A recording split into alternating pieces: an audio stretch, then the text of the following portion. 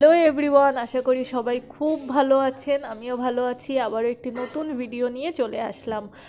একটি নতুন ভিডিও বলতে একটা রান্নার ভিডিও নিয়ে এসেছি। 25শে ডিসেম্বর বড়দিনের দিন, যেহেতু আমার অফিস ছুটি ছিল, তো বাড়িতে একটু ছোট্ট করে একটু আয়োজন করেছিলাম, একটু খাওয়া দাওয়ার। তো সেখানে বাবা বললেন চিকেনটা তুমি করো।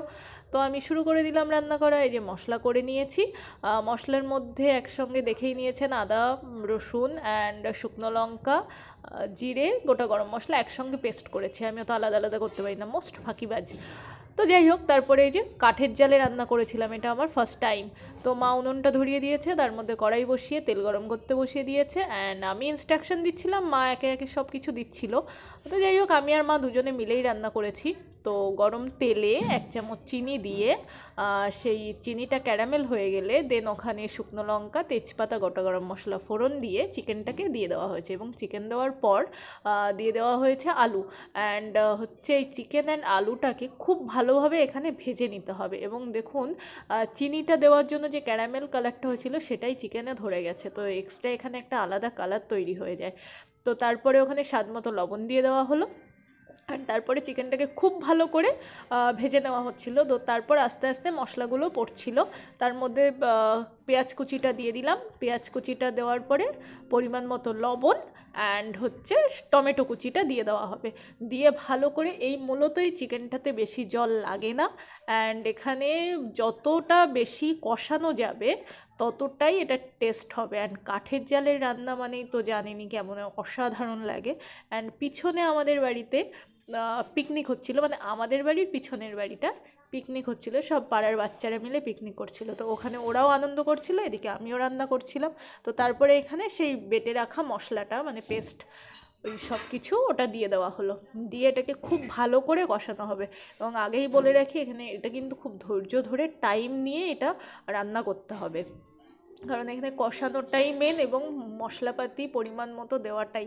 এবং কষানোর সময় যে জলটা তৈরি হয় সেটা দিয়েই মাংস অর্ধেকটাই মানে সিদ্ধ হয়ে যায়। আমার মা উনুন করেছে একটা বাস্কেটের ওপরে, ঘরে একটা বাস্কেট ফেলানো ছিল, তো সেই বাস্কেটের উপরে আমার মা উনুন বানিয়েছে। উনুনের ব্যাপারে আমার মার ক্রিয়েটিভ চিন্তাভাবনাই আলাদা, মানে যেটা পায় সেটার মধ্যেই উনুন করে ফেলে। আগের উনুনটা ছিল ঝুড়ির উপরে, বেতের ঝুড়ির উপরে একটা উনুন করা ছিল, তো এটা বাস্কেটের উপর করেছে। তো যাই হোক, বলতে বলতে দেখুন খুব ভালো করে কষিয়ে নিলাম এখানে।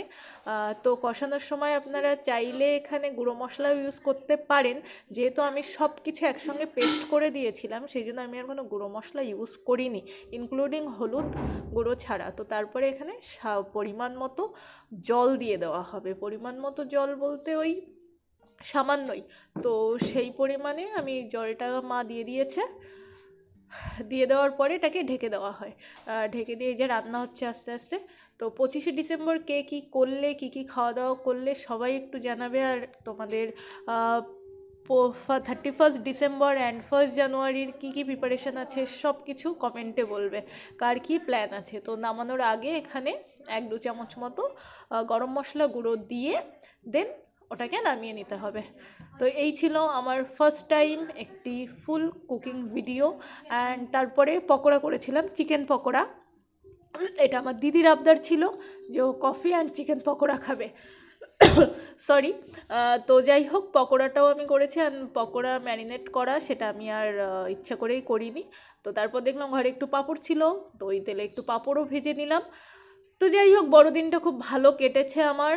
অ্যাকচুয়ালি বড়দিনের সকাল থেকে নয়, সন্ধ্যেবেলা থেকে। সকাল থেকে আমি ঘুমাচ্ছিলাম, যেহেতু অফিস বন্ধ ছিল। সকাল 11:30-12টায় ঘুম থেকে উঠেছি। তো এই যে পাঁপড় ভাজতে আমার ভীষণ ভালো লাগে। আমি ছোটোবেলায় যখন পিকনিক করতাম বন্ধুবান্ধবরা মিলে, এই পাঁপড়টা আমি ভাজতাম, আমার খুব ভালো লাগতো।